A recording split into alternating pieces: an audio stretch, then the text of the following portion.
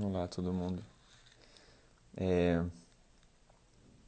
Bom, hoje a gente vai começar um programa novo dentro da Infinito Mari, em parceria com todo o network que a Infinito Mari vem trabalhando, vem agregando com profissionais de excelência ao longo do tempo. É, e hoje a gente vai dar início, então, a Infinito Talks, essa série de bate-papos com profissionais que inspiram, que transformam o saber social. E como primeira convidada, a gente vai conversar com a professora doutora Carla Carvalho. A Carla é professora da Universidade Federal Fluminense e só esperar ela chegar aqui a gente já dá essa continuidade. Deixa eu convidar também ela aqui. Bom, de qualquer maneira, vai ficar aberto aqui para as perguntas e eu vou coletando algumas das melhores perguntas aí para a gente perguntar para a professora Carla. E com certeza isso vai ser muito enriquecedor. A gente vai ter uma ideia do que é a carreira de uma física nuclear de formação aqui dentro do Brasil, é, com os diversos projetos que ela trabalha, tanto com radiação, radioisótopos, com aplicação ao meio ambiente. Acho que vai valer muito a pena essa conversa toda. Só um minuto aqui para eu, enquanto a Carla não chega, a gente já vai dialogando. Bom, de qualquer maneira, eu vou já adiantando para todo mundo.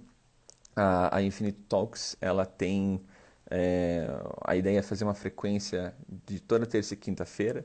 Nas terças-feiras, focar mais com os profissionais, com as mulheres. E nas quintas-feiras, com o gênero masculino, com pesquisadores que podem também influenciar.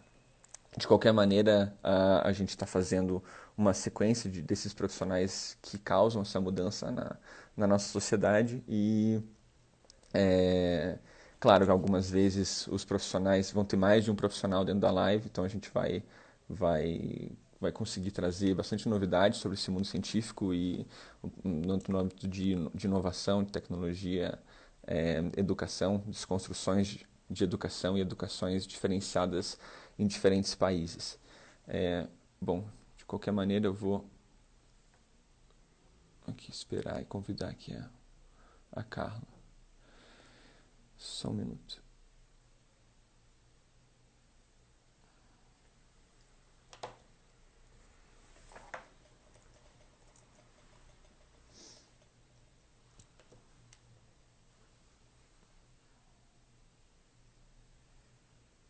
Tô vendo aqui um monte de gente conhecida. Que bom que tá todo mundo aqui. Acho que vai ser uma conversa interessante. Bom, a Carla entrou aqui. Deixa eu só convidá-la. A gente já.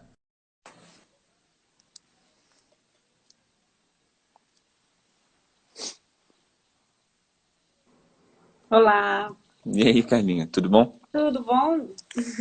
Que legal. Já de cara queria te agradecer por esse aceite.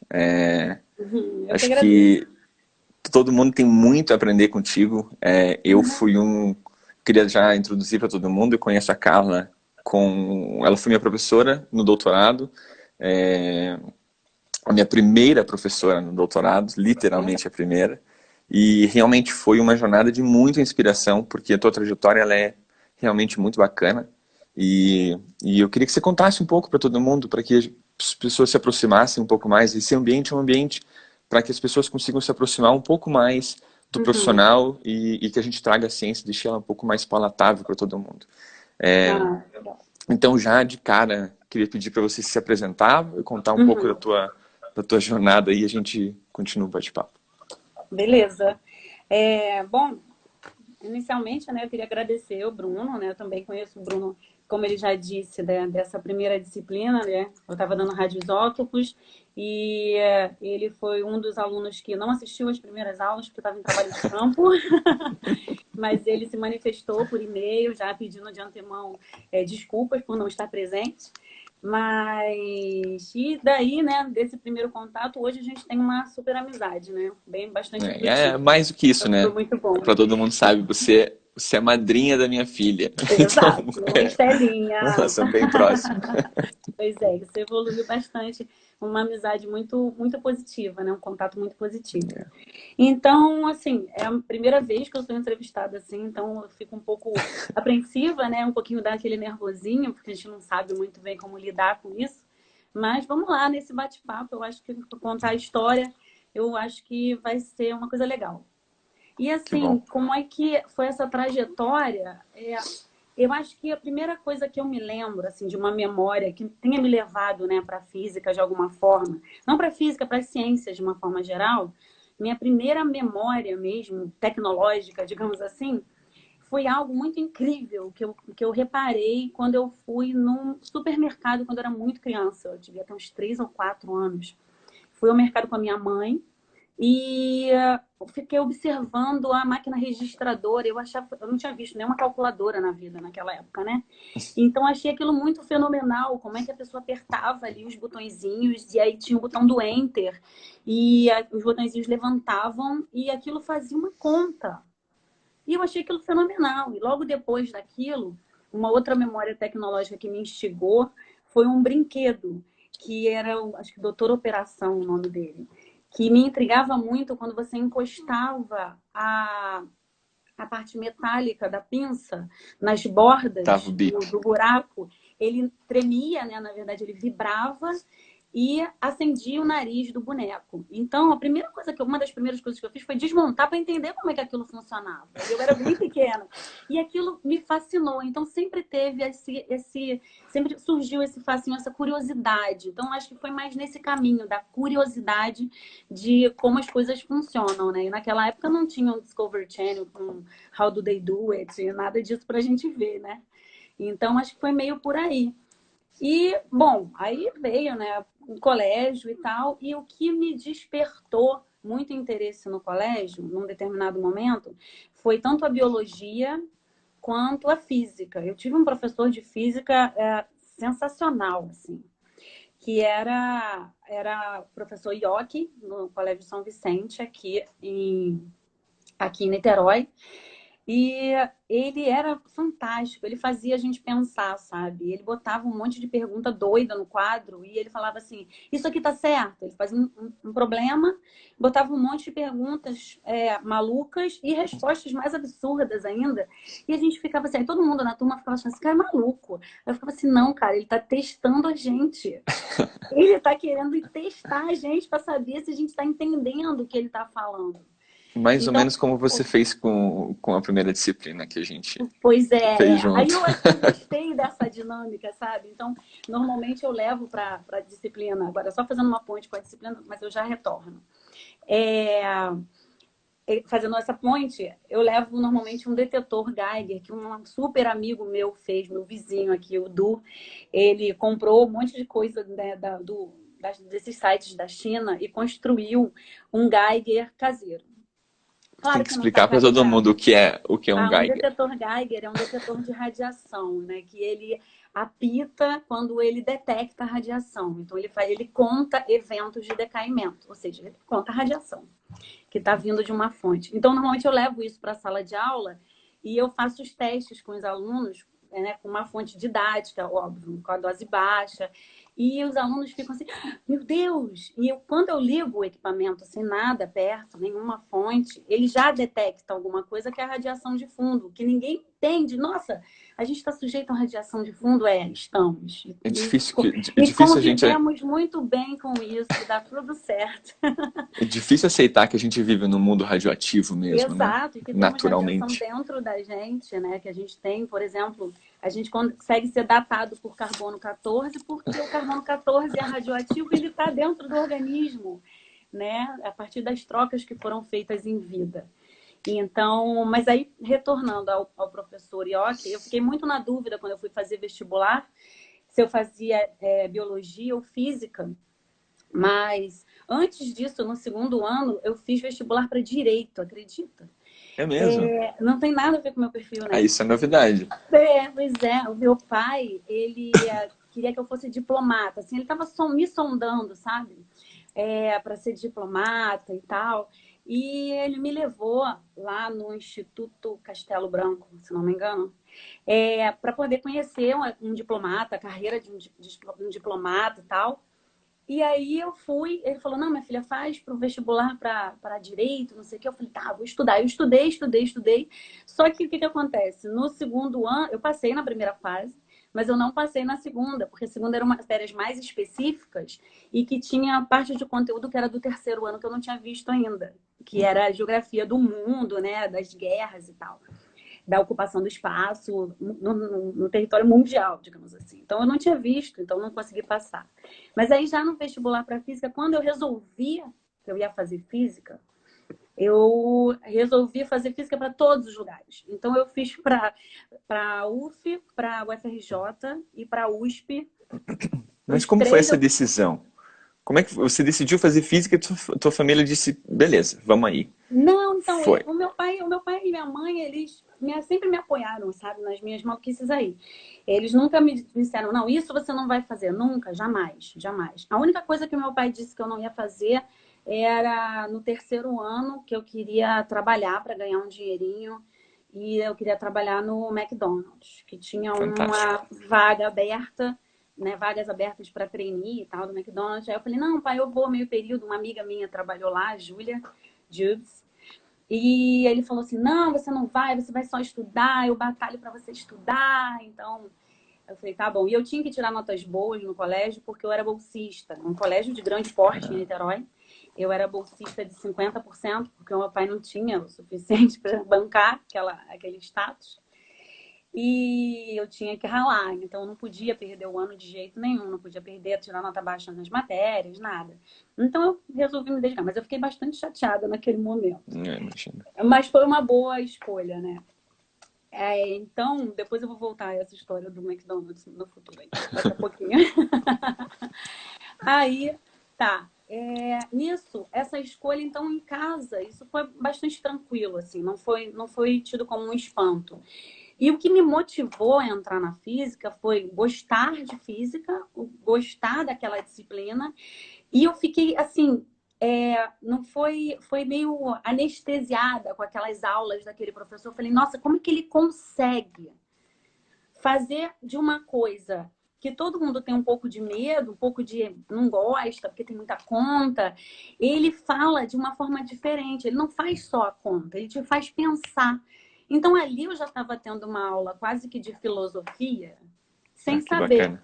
É claro que eu tenho muitos colegas que estudaram comigo naquele momento e talvez eles não tenham a mesma leitura, né? Foi a minha leitura, eu acho que era como o meu coração estava aberto naquele momento para É, com, receber aquilo ali, com né? certeza, né? É por isso que tem poucos cientistas em comparação a outras profissões, né?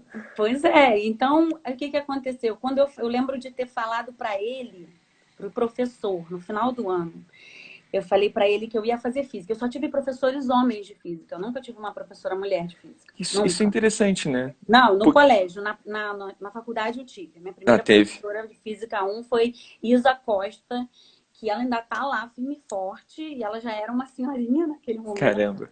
naquela ocasião, e já dava aula de retroprojetor, que era uma coisa que a gente não tinha no colégio, né? Nem data show, nem retroprojetor. Mas então, o que aconteceu? Eu falei para ele assim, professor, eu vou fazer física. E ele, você tá maluca, garota? Vai morrer de fome. Aí eu falei, não vou fazer física, eu vou ser professora de física. Aí ele, sério que você quer ser professora de física? Eu falei, eu Você tinha que quero. idade quando você falou isso? Eu tava com 17 para 18, talvez, Ah, por isso é ali, né? muito Terceiro maluquice. ano. E aí ele falou, você vai morrer de fome. Eu falei, professor, mas eu quero ser professora de física. Eu acho isso sensacional. Você ensinar uma coisa que é totalmente fora do comum, né? Eu não devo ter usado essas palavras, mas só falei que queria ser professora de física. E aí ele falou, você quer ser professora mesmo? É sério isso? Isso é um compromisso? Aí eu falei, sério? É um compromisso. Eu vou prestar vestibular para 3 universidades e vou botar física para todas. Aí ele, então vem Que aqui legal. comigo. Aí me levou na sala dos professores, onde se reuniam todos os professores, e eles estavam recebendo as coleções de livros para o ano seguinte, para avaliar, para saber qual era o livro que ia ser o livro-texto do ano seguinte. E aí ele pegou um grupo de livros, né? O primeiro, o segundo e o terceiro volumes, e o caderninho do professor, que ninguém tinha acesso àquelas respostas, né? Aí ele pegou, estava no plástico ainda, empacotado, e falou assim: então seja uma boa professora, faça os seus alunos gostarem de estar dentro de sala de aula. E me deu os livros. Que legal, cara. Eu tenho até hoje a coleção, tá aqui, Que maravilhosa. legal. Né? Eu guardo com muito carinho. E foi uma Como é pessoa o nome do professor? Pra gente. Yoken. Mas ele infelizmente faleceu um tempão Não, atrás. mas Mas ele merece, tá lá, ele tá merece me uma dando. salva. Que Então, bacana. foi um motivador. Eu falei, nossa, naquele momento eu falei, vou ser uma boa professora de física. Eu vou ser uma boa professora. Vou tentar fazer isso acontecer, né? E aí, o que aconteceu em seguida? Prestei o vestibular e foi uma correria, não só, assim, não é uma vaga muito concorrida, né? Porque não é muita Imagina. gente que quer fazer física, na verdade. Mas é Mas a difícil de maioria, você... desculpa, a maioria do Pode pessoal falar. que fez contigo, que se formou, ou que entrou, se formou, ou o pessoal desiste mesmo? Muita gente. Gente, minha formatura tinha 10 pessoas e tinha 40 na turma. Nossa, Que entraram. Mas eu já vi colações de grau na UF de turmas com 4 pessoas. caramba. Né? Mas é pela 4. dificuldade do curso? Ou é mais Na pela. verdade, o curso é um pouco difícil. Assim, é difícil. Você tem que ter uma dedicação muito grande, porque você tem que fazer muitos exercícios, você tem que fazer muito. Você tem que pegar o livro de cabo a rabo, entendeu? Sim. E aí você tem que treinar a sua mente em solucionar aqueles problemas. Então, hoje eu vejo aquilo como um treinamento para tentar, hoje, ser um bom pesquisador. Sim. Porque você encontra um problema e você fala, quais são as formas que eu tenho para procurar respostas para esse problema? Porque não é qual é a resposta do problema, é qual é a metodologia que eu vou adotar para encontrar alguma solução que seja plausível. E ainda assim eu tenho que testar essas hipóteses. E não é fácil, né, a gente Não, saber qual é o método correto e, na verdade, exato, às vezes, questionar se o método que está sendo usado até agora, se ele se mantém exato. bom, não é? É complicado você ver hoje em dia, né? Dando um exemplo que é um exemplo do cotidiano de todo mundo, com o coronavírus. É uma coisa que está on demand, está acontecendo. Então, as pesquisas, o que se sabe sobre, né, o coronavírus em si, é uma coisa que está em andamento. As pessoas estão vendo a ciência acontecer na hora. E é isso que acontece. Você tem uma questão e você tem que resolver aquela questão. Como é que você vai fazer? Vários testes com várias coisas para tentar chegar a uma resposta que minimize aquele problema que está acontecendo ali, né? Aquela Sim. situação que precisa de resposta. Então, eu sei que... Não me lembro onde eu parei. Mas eu queria te perguntar, na verdade, de aí disso, você seguindo o curso da graduação, com pouca gente se formando e tudo mais, Uhum. você viu muitas colegas mulheres dentro do curso? Essa é ótima. A minha turma de graduação, quando a gente entrou na graduação, a turma de primeiro período de, vou falar as datas porque não me importa, de 1998, tinha eu, a Tatiana Amora e a Gabriela. A Tatiana é professora hoje. A Gabriela, ela estava fazendo doutorado na UF recente, ela retornou, ela foi mãe no meio tempo e tal, mas eu ainda não tenho certeza onde é que ela está hoje. Mas éramos nós três, as três mulheres no meio Caramba. de uma turma de total de 40 pessoas. Então eram 37 caras e 3 mulheres. E E essas muito 3 preconceito mulheres se durante? formaram, hein? É mesmo? Dessas Não, 10 que você falou que terminaram, exato, a gente se caramba. formou Ah, mas isso praticamente é, junto. isso é Praticamente fantástico. junto. Isso é fantástico. E aí, nesse meio do caminho, entraram outras mulheres. E assim, o Instituto de Física da UF, ele tem bastante, tem uma presença feminina grande. Né? Então, a gente, lá dentro da graduação, a gente não sentia muita diferença. Essa questão de gênero não era uma coisa muito presente. Era presente, assim, numa coisa que tem uma coisa de viés implícito, na verdade, né? Que Uhum. são você vai mexer em alguma coisa? Eu era física, eu era não, né? Eu me formei no laboratório como física experimental. Então, na física experimental, você tem que saber apertar um parafuso, usar uma furadeira, pegar um serrote para cortar uma madeira. Isso tudo não é comum no Uhum. métier de meninas, isso na cabeça, né? Na concepção alternativa das pessoas, na concepção do que elas entendem, que elas aprendem ao longo do tempo.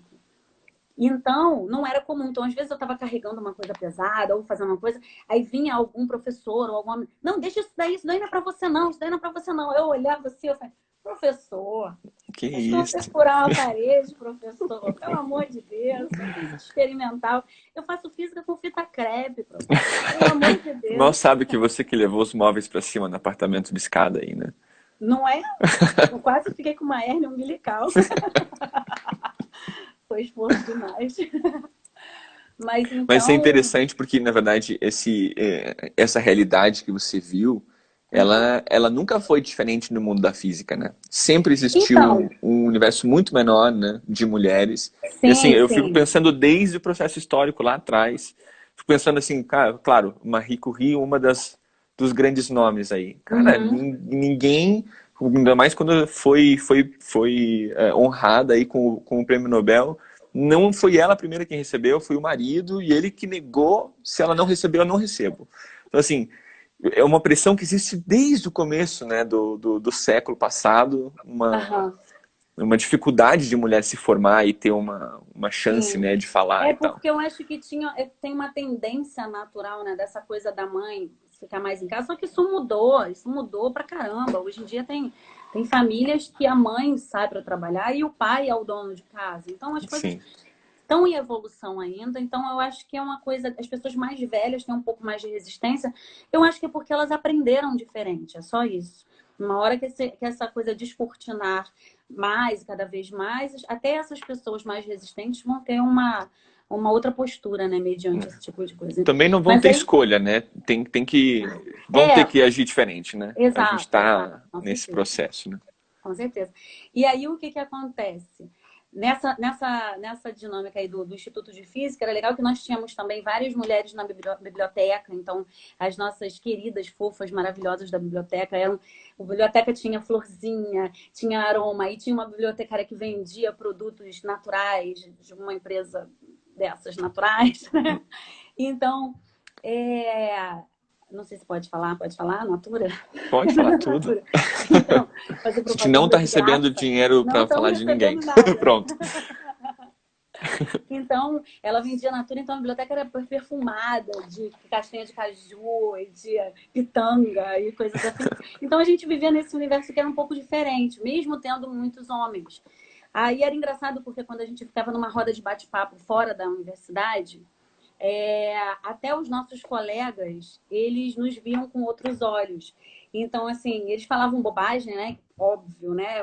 Os meninos falam as bobagens dos meninos, as meninas falam as bobagens das meninas.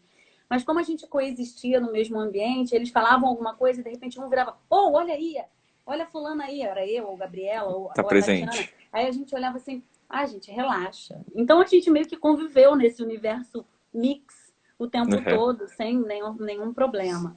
Eu acho que, assim, se você for me perguntar em algum momento que eu senti que essa coisa foi um pouco diferente, foi só lá quando eu fui fazer processo seletivo, né? Quando eu fui fazer Mas isso já depois de mestrado e doutorado cursado. isso, bem depois. Já daqui a uns 10 minutos a gente chega nesse tema. Mas aí foi assim, durante a graduação foi super legal, assim, foi super.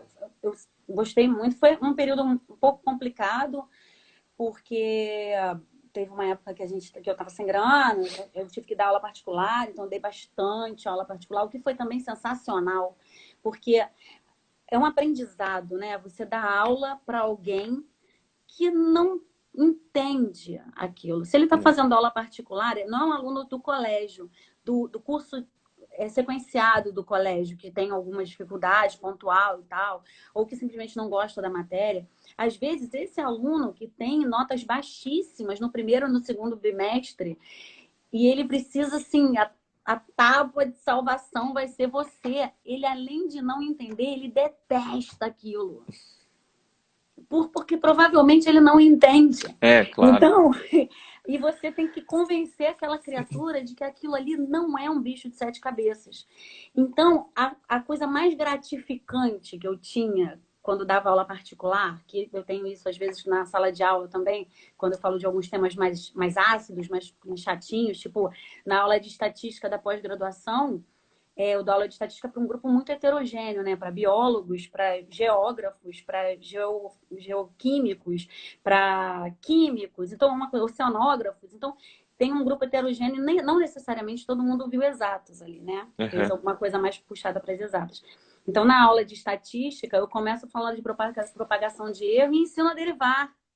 E aí fica todo mundo assim, não, você vai dar derivada. Eu falo, gente, olha, me segue, vem comigo, não me abandona. Isso aqui é simples. Mas é só uma formulação, isso aqui é uma linguagem que essa coisa que está acontecendo vai se comunicar com você. Assim é a física. Todo mundo acha que física é ΔS sobre ΔT e aquelas fórmulas iguais, gigantescas de Torricelli. É também, né? É também, um pouquinho. Não, mas não é só isso, né? Porque tem essa máscara matemática na frente. E aí essa máscara matemática, ela faz o quê? Ela assusta as pessoas que não estão habituadas com aquela linguagem. É como eu te dar um papel em russo e falar, lê aí. Se você não tem que ter um método, aquilo, né? Você nunca viu aqueles caracteres, como aquilo é escrito, claro que você vai ficar com um pouco de receio. E aí, quando você consegue entender, ou pelo menos passar para essas pessoas, que a formulação matemática é só uma linguagem através da qual a ciência, que é tudo que cerca a gente tem ciência. O ar que você respira tem ciência, o pôr do sol tem ciência, o céu vermelho no pôr do sol, o céu azul no meio do dia, as ondas se formando, os ventos, tudo. Você se movimentar no ônibus quando ele freia ou quando ele arranca, tudo tem ciência. Então, só que você pode explicar isso através da filosofia. Eu posso falar filosoficamente aqui horas explicando o que é a ciência que te cerca, ou usar um formalismo matemático, que é a linguagem pela qual aquilo ali troca com você com até um pouco mais de objetividade, não é nem facilidade, né? Objetividade. Então, voltando aos alunos particulares, poxa, tinha aula que eu dava eu dava aula a R$ 10 em Camboinhas. Que era tipo assim, eu gastava R$ 7 para ir para ir. Para ir voltar. Para ir voltar. E eu dava aula R$ 10, porque eu sabia que aquilo ali era importante para aquela pessoa. E aquilo ali era importante para mim, porque era um desafio. Sim. E principalmente essa aluna, não me lembro o nome dela, mas essa aluna de Camboinhas, nossa senhora, ela era jogo duro. Eu chegava lá, ela estava pintando a unha. Ela, peraí que eu estou pintando a minha unha. Eu falava, meu Deus. Aí eu acabava ficando mais, né, depois do tempo, para poder tentar ensinar aquela criatura. Então, eu fechava uns pacotes loucos de 3 horas e a gente conseguia. E ela passou de ano, e eu fico tão feliz. E não tinha WhatsApp na época, né, para a pessoa te dar um feedback. Ela tinha que te mandar ou um SMS ou ela tinha que te ligar, pra você saber que ela passou, né? Mas, assim, foi muito, muito interessante essa época aí das aulas particulares. E antes, um pouquinho das aulas particulares, eu tive uma bolsa no segundo período. Na verdade, no primeiro período eu já consegui uma bolsa, porque a gente era muito sagaz. E a gente... Muito sagaz. Muito sagaz. Para ter bolsa no primeiro, é muito sagaz. Foi no primeiro período, no meio do primeiro período, surgiu um anúncio da Casa da Ciência da UFRJ, que fica ali pertinho do Rio Sul, que ia ter uma exposição chamada Parque Tecnorama, que era uma exposição de ciência, então não era só física, era física, química e biologia. E tinha uns experimentos de física que eles estavam abrindo para fazer uma seleção de monitores da casa. E aí ganhava uma bolsa, na época era tipo uma fortuna, porque era R$ 200, e era uma fortuna para um aluno de primeiro período, mas não tinha passagem, não tinha nada, a gente tinha que pagar tudo. Mas era uma ajuda de custo bem importante para a gente naquele momento, que dava para comprar incentivo livros, também, né? Para tirar umas xerox na faculdade, entendeu? Foi super bacana. E fora que fazia parte dessa coisa também, da coisa do ensinar. Porque ali é qualquer tipo de público, não tinha agendamento só de escola, a porta ficava aberta. Podia entrar qualquer pessoa. Ah, que legal. Então, aí tinha, né, as esferas de Newton, tinha aquele simulador, eu não sei, simulador de gravidade que chamam, mas não necessariamente é isso, que são 3 aros coloridos, a pessoa fica dentro girando. Exato. Uhum. Tinha isso é bem legal. Nas horas vagas a gente ficava horas. Mas era mais assim um ambiente de sensibilidade sobre a ciência, então. Exato. Então, foi uma coisa de divulgação científica, foi o meu primeiro contato com divulgação científica, com o público, então era uma coisa de extensão, né? Então, não é nem ensino, propriamente dito, não é nem pesquisa, mas era extensão, que é o tripé, na verdade, né? Dessa coisa que a gente vive, né? Na própria universidade. A gente tem que fazer o ensino, a pesquisa e a extensão também. Então, ali do lado, no Centro Brasileiro de Pesquisas Físicas, no segundo semestre, eles fizeram uma seleção, que aí era uma prova, para iniciação científica. Eu falei, opa, iniciação científica eu quero, hein? É o que Aí eu eu tô fui querendo. ver, tô querendo. Aí eu fui ver, Porque aí é a também... oportunidade, né? É a oportunidade para Exato, muitos alunos terem o primeiro exato. saborzinho do que é fazer ciência, né? Acho que Gente, é. iniciação científica é um negócio tão fenomenal que as pessoas não têm noção do que é, assim, tipo, do peso que isso tem na vida de um aluno que está na graduação. Né? E hoje a gente tem iniciação científica de ensino médio, que é o aluno do ensino médio, que Mais legal concorre ainda. também a uma ajuda de custo. Então, o que acontece? As pessoas ficam.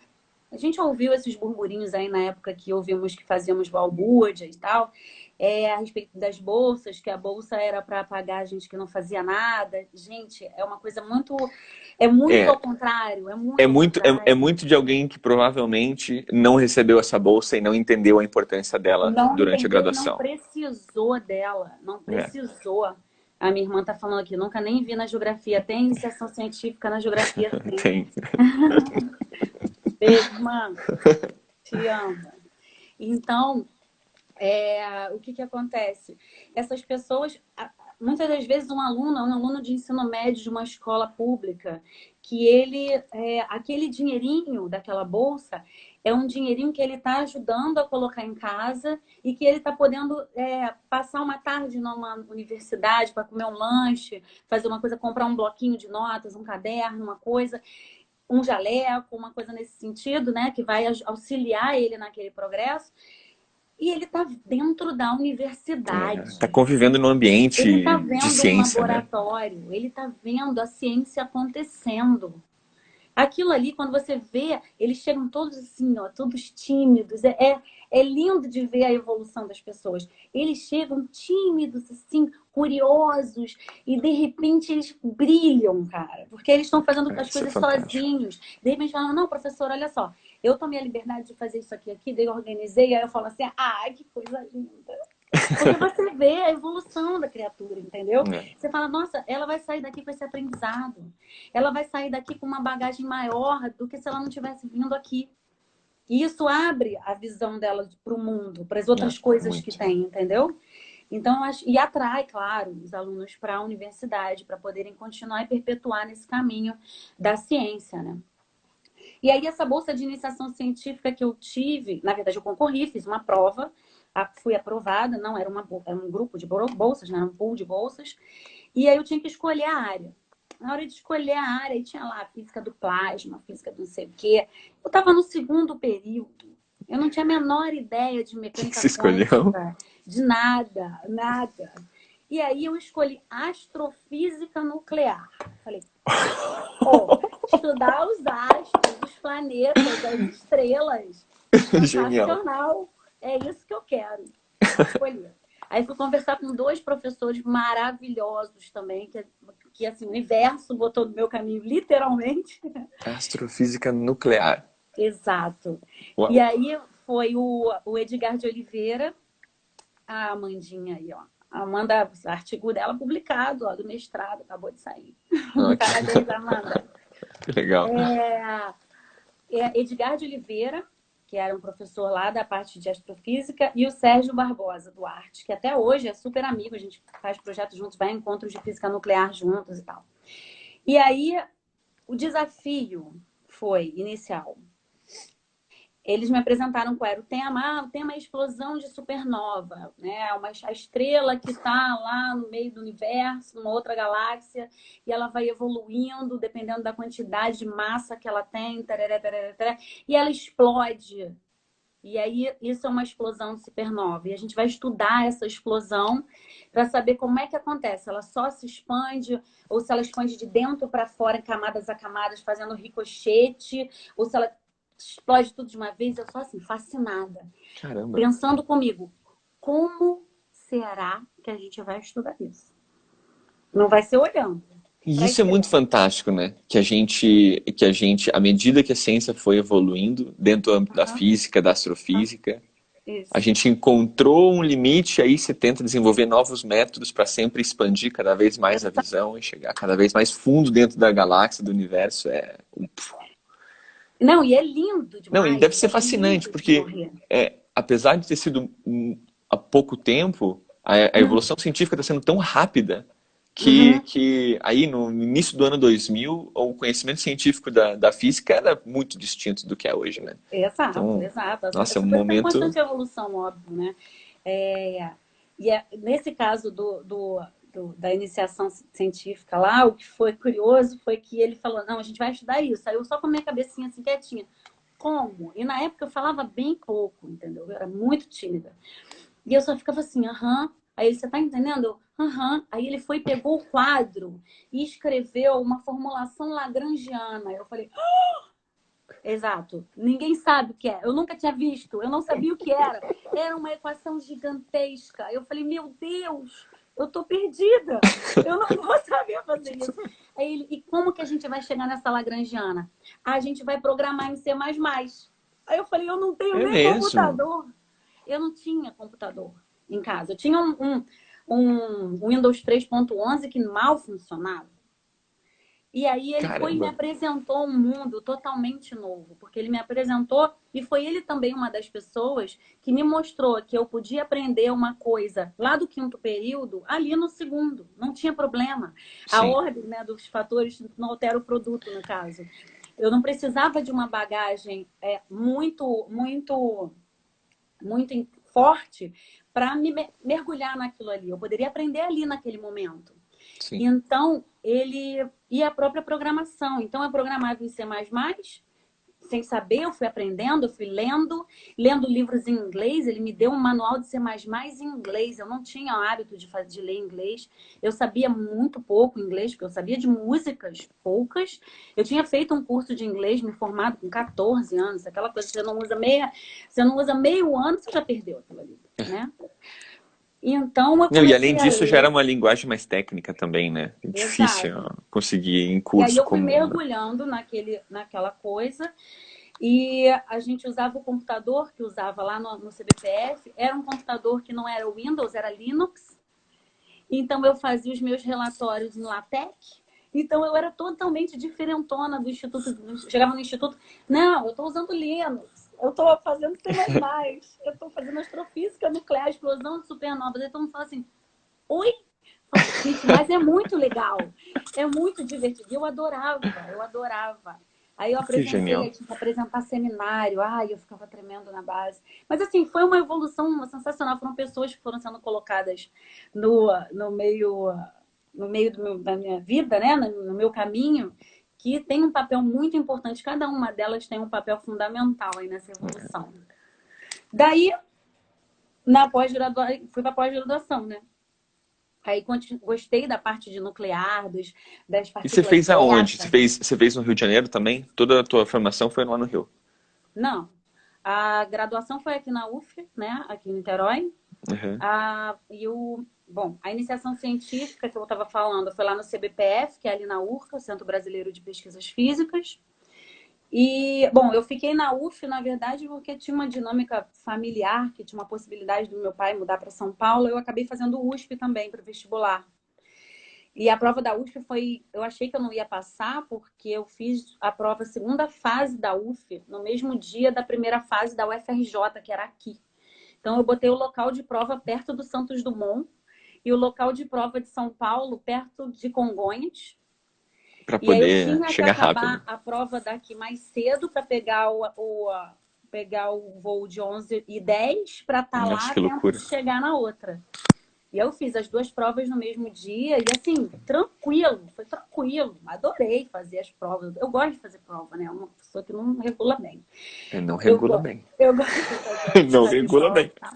Então, e o Bruno foi meu, Bruno Inácio, foi meu aluno lá de Pádua, da UF de Pádua. Que legal. Sensacional. Então, vem a partir daí, né? Fiz essa vestibular para estejo, mas acabei ficando na UF. E aí fiz toda a minha graduação aqui na UF. E na hora de fazer o mestrado, como eu já estava encaminhada numa iniciação científica já aqui, que era no laboratório, no LARA, Laboratório de Radioproteção Ambiental, coordenado pelo professor Roberto Meijicos. Gosto de fazer prova assim. Então, o Roberto Meijicos, aí eu comecei a fazer algumas coisas lá. Ele trabalhava com radioatividade, com radiação gama, e aí tinha alguma afinidade com a minha formação da iniciação científica lá do CBPF, que eu fiquei 3 anos lá. 3 anos de bolsa lá. Não, foram 2 anos lá. E aí, nessa sequência, eu fiquei nesse laboratório. E ele era um professor que também dava aula de radioatividade, mostrava para tal, eu falava, nossa.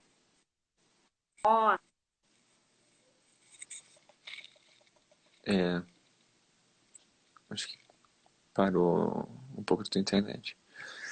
Deixa eu ver se...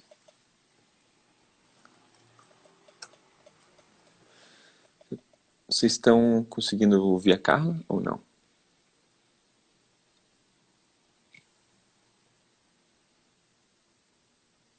Eu não consigo.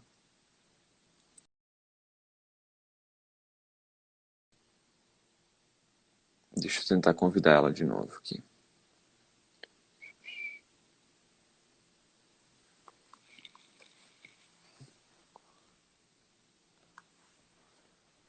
Oi, tô aqui Voltou. ainda. Voltou. Que bom. Nossa, já falei 1 hora? Não, a gente tem... Tá livre, na verdade. Aqui o Instagram limita 1 hora e tal, mas é só sair e iniciar se a gente precisar. Tá. Sem problema. Então, tá. É bom que eu respiro, realmente. Porque quando começa a falar, deixa eu até beber uma água, senão minha fono vai arrancar minhas cordas vocais. Aí, tá. Fui fazer o mestrado, então, nessa área. E ele estava desenvolvendo um trabalho com o césio do acidente de Goiânia.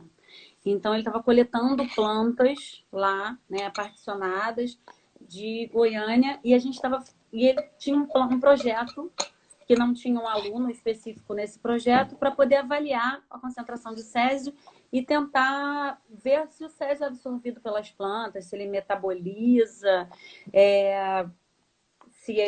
o que acontece com esse césio, se ele vai para os frutos, na verdade, se eles ficam contaminados. Então, eu achei aquilo fascinante, porque, na verdade, era uma questão de um acidente radiológico e estudar a parte da biologia, que eu já tinha um certo interesse, e toda aquela questão da radioatividade. Então, eu acabei ficando fazendo assim, fiz o processo seletivo para o mestrado e fiquei na UF. Já no doutorado, foi no mesmo laboratório, né, de radioproteção ambiental, mas já foi utilizando radioatividade natural. Então, a gente fez um levantamento da radioatividade natural, já meio motivado pelo fato de existir uma região de anomalia aqui pertinho da gente, ali em Guarapari, onde tem uma atividade alta, né, uma concentração alta de radioisótopos naturais. Então, as pessoas até procuram a Praia da Areia Preta, que é lá em Guarapari, para fazer uma espécie de terapia e tal. Chega a fazer mal pro povo? Como é que é? Isso que eu até queria te perguntar. Você que trabalha com radioatividade, como é que isso é em termos de segurança? Você pode sempre trabalhar, todo dia exposta a isso? Como que funciona? Tá. Boa pergunta. Então, é uma das coisas que eu dou lá que eu falo no meu curso sobre proteção radiológica, é que as pessoas não têm isso, né? Não tem informação, como é que se diz? Não tem muito acesso a esse tipo de informação se não forem procurar por conta própria. Mas existe um limite de dose anual, né? Que é 1 milisievert ao ano para a população em geral. Sievert é a unidade dessa dose de radiação, né? Desse tipo de exposição humana.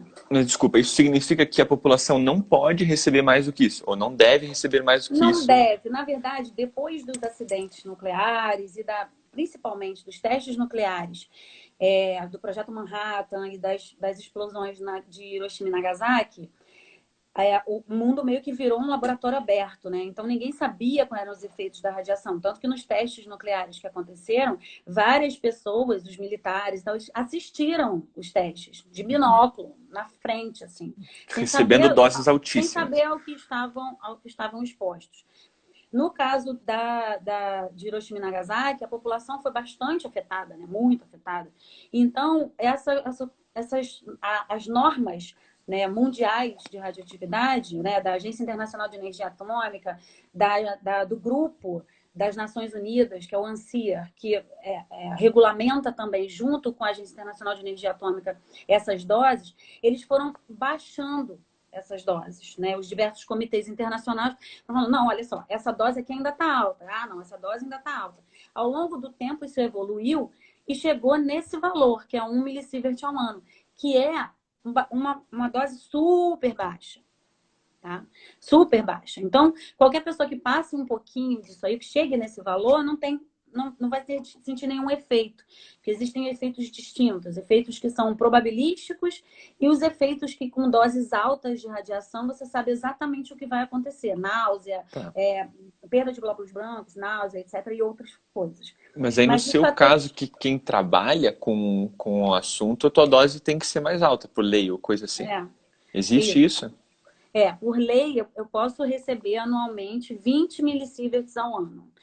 Podendo ultrapassar, podendo receber 50 milissieverts em um único ano, desde que na média dos 5 anos eu tenha 20. Então, ou seja, eu vou ter que compensar em outros anos. Mas senão você é proibida a trabalhar com... Como que isso funciona? Você tem que fazer doses anuais? Eu tenho um dosímetro mensal que eu coloco na lapela todas as vezes que eu vou atuar usando as fontes radioativas ou as amostras mesmo naturais e tal. Quando eu entro no laboratório e vou acessar a sala do detetor, que tem as fontes, né? Eu boto o dosímetro. E esse dosímetro é um monitor pessoal e ele registra qual é a minha dose, né? Qual é a dose a qual eu estou exposta. E isso é feita uma leitura pela empresa, a gente envia para a empresa, eles devolvem, a gente paga por isso. E isso fica num relatório. Então, eu recebo, pela universidade, eu tenho uma garantia de uma insalubridade, só que não é uma insalubridade de laboratório específico, geral. É uma insalubridade de radiação ionizante, que ela é mais específica. Então, tem outras regras. Tem outras regras aí associadas. Não é tão fácil trabalhar nessa área, então. Você tem que ter vários cuidados. E para conseguir trabalhar nessa área, tem que ter um certificado. Você tem que ser certificado pela Comissão Nacional de Energia Atômica, que é a energia nuclear, no caso, né? A nossa é a CENEM. Então, como é que você faz? Você tem que fazer uma prova, você tem que mostrar que você tem capacidade, você sabe do que você está falando, do que você vai falar, no caso, né, sendo docente, e você tem capacidade para atuar nessa área, para ser um pesquisador. E o nome da gente fica lá exposto numa lista no site da CNEM, como pesquisador autorizado, número de matrícula, tudo vinculado, tudo bem controlado. Então não basta querer e ter formação. Você tem que passar mesmo por uma avaliação. Tem que ser avaliado, exatamente. Caramba. E aí, por isso, né, com essa certificação, eu sou habilitada a comprar fontes didáticas. Eu não posso comprar coisas com uma dose muito alta. Eu compro fontes didáticas da ordem de microcurie, que é uma outra unidade também para fontes. E aí por que a minha dose ela é mais alta do que a de todo mundo? É porque eu sou mais forte do que todo mundo? Não. É porque estipulou-se que a dose para trabalhador poderia ser um pouco maior, mesmo que ela ainda esteja muito, muito, muito abaixo de qualquer dose que vai provocar algum dano. Mas é uma exposição consciente também, né? Isso, porque você sabe com o que você está lidando, e se você não tiver essa dose nessa faixa de limite, você pode ultrapassar ela em pouco tempo, entendeu? Você pode ultrapassar ela em 9 meses, por exemplo. Pode ser que eu fique exposta a 2 millisieverts ao ano. E aí, se eu ultrapassar, eu não posso trabalhar. Porque se a legislação for igual para todo mundo, eu não vou poder trabalhar. Então, é uma coisa que permite com que a pessoa que tenha a formação específica possa lidar com esses radioisótopos de forma controlada. Né? E assim existe também um controle de todos os potenciais profissionais que estão expostos a essa radiação e assim, sei lá, talvez mitiguem os danos ao longo do tempo, coisa do gênero. Que genial. E me conta uma coisa... Hum, Desculpa, continua, não, desculpe, depois eu pergunto. bom, então onde é que eu estava? Estava no mestrado, né? É, E aí, no mestrado foi essa questão do acidente de Goiânia, e já no doutorado foi a avaliação da radiação natural, que é para ver a composição das areias de praia, e aí já foi uma coisa mais puxada para a geologia. Então, por que foi puxada para a geologia? Eu consegui ter uma formação mais ampla, né? Eu era a física nuclear, que aprendeu um pouco de biologia para poder escrever uma dissertação de mestrado que envolvia o fluxo de nutrientes dentro de espécies de plantas que eu estava avaliando. Então, tive que estudar bastante para poder colocar aquilo numa dissertação de mestrado. E já no doutorado, a proposta do meu orientador foi: vamos fazer agora radiação natural? Eu falei, então vamos fazer radiação natural. A gente foi coletar areia de praia na região de Angra dos Reis. Foram 3 dias de coleta super intensos e foram os 3 primeiros dias do meu doutorado. Eu defendi o mestrado, né, comemorei, né, sabe o que isso significa? Ressaca no dia seguinte, como todo mortal, comemorei. E aí, no dia seguinte, eu fui para Angra no carro com o meu orientador e mais um aluno, o tá, Rodrigo. Assim, ó, para fazer vamos lá coleta. coletar a amostra. Mas até chegar Nossa. lá já deu tudo certo. Eu fui dormindo e deu tudo certo. São 4 horas de viagem, eu fiquei ótima. E então, só que lá, na verdade, não são areias monazíticas, como alguém falou aí em No cima. PH perguntando. Em Angra dos Reis, não. Era um ambiente natural, só que é um ambiente que os sedimentos têm aquela relação ali, né? E tem aquela relação com aquela região, né? Que é uma região mais fechada, uma formação geomorfológica mais fechada, mas está do lado da Serra do Mar. Então, vindo da Serra do Mar, a gente tem uma possibilidade muito grande de vários minerais que estão ali naquele costão rochoso, digamos assim, chegarem na costa. Então, a nossa ideia era tentar usar a ferramenta da espectrometria gama, que era o quê? Vou traduzir. Era usar os espectros de radiação que a gente adquiriu no laboratório com os equipamentos da radiação natural gama, para ver se a gente conseguia ter uma assinatura geológica de proveniência dos sedimentos. Tá. Então, era uma coisa totalmente para um outro lado, né? Eu tive que estudar geologia, o que, na verdade, foi super bom para mim hoje. No Eu não... final das contas, né? No final das contas, eu sou uma física nuclear de background, mas hoje eu sou um pouquinho de tanta coisa, né? Porque eu acabo fazendo um pouco ali, um pouco aqui. Então, e vem dessa curiosidade, né? Dessa coisa de que acho que é o âmago do cientista, né? De querer saber, ser muito curioso o tempo todo. Que Então, genial. e aí eu fui evoluindo assim, fiz essa apresentação e que foi engraçada, tanto a defesa da dissertação de mestrado quanto da tese de doutorado. Rapidinho. Não, trazendo aqui, só para dar Ai, um ficou alô. checante da Tem Dinda. que dar um oizinho, né? Você tá acordada para A ver a live Dinda, da a Dinda? Dinda tá fazendo live aqui pela primeira vez, e aí o público conhece também. Você que é Estelinha, Uhum. futura defensora da natureza junto Coisa com todo linda, mundo. coisa linda. Beijo, beijo, Lu. Manda um beijo pra você. Então, o que foi engraçado é que, como eu era física nuclear experimental, isso sim foi um ponto meio esquisito. Física nuclear, quando você faz física, né? Você tem um grupo tem a física dos teóricos e os experimentais, né? Então não é nem porque é física nuclear, mas tem uma rixazinha dos teóricos e dos experimentais, porque Tem, os né? teóricos, eles ficam lá só com seus super mega ultra computadores sinistros e a gente fica num laboratório lá no porão com um monte de lata velha, porque a gente faz sério. Hoje, até que a gente tem muito mais fomento e tal, a gente consegue aplicar, mas a gente tem um monte de equipamento com uns 20 anos e que a gente vai remendando, troca uma coisa aqui, acerta aqui, troca um capacitor, um resistor e vai funcionando, e vai levando aquilo para funcionar. Quando vem um pesquisador de fora, às vezes, para um laboratório desse mais antigo, ele fala: Nossa, você conseguiu publicar aquilo tudo com isso? Mentira. Então, ou seja, Porque os caras têm um universo, né, à É. disposição. Eles têm os melhores equipamentos, os laboratórios, que você olha, você fala, meu Deus, eu tô parecendo um burro de frente para um palácio. E é incrível porque, apesar da especificidade, a gente tem aí todo o universo científico, você até comentou, a gente vive ciência, né? Absolutamente tudo é ciência. Nada mais é Uhum, do que a forma de descrever o que a natureza está, aham, como a natureza funciona, como o universo funciona, E dentre todas as temáticas, a física sendo uma delas, que a uhum, gente, no senso comum ouve pouco. E aí aham, dentro, a gente aí fica sabendo numa conversa contigo mais próxima, que dentro desse universo da física tem também áreas tão distintas que às vezes não se dialogam e tem aham. rixa. Ou seja, o Exato, universo é tão difícil e é tão importante cada uma dessas pequenas partes que dialoguem, né, entre si, para a gente gerar um exato. conhecimento completo, né? Senão, realmente é muito difícil. Pois é o que a Lívia está falando aqui, ó. Se a gente consegue produzir coisas incríveis assim, imagina com mais financiamento, Ah, né? E hoje em dia a exatamente. gente está tentando, assim, nadar contra a maré, porque a maré está querendo atropelar a gente, né? Essa maré desse É. povo ali, não é nossa maré boa, não. É, mas querendo cortar financiamento e cortar a bolsa. E por falar nisso, Calinha, já que a gente está Hum, entrando nisso de bolsa e pós-graduação e tal, você aham, hoje é professora lá da pós-graduação em Geoquímica na UF. exato. Foi inclusive onde eu fiz o doutorado e tudo mais. Uhum.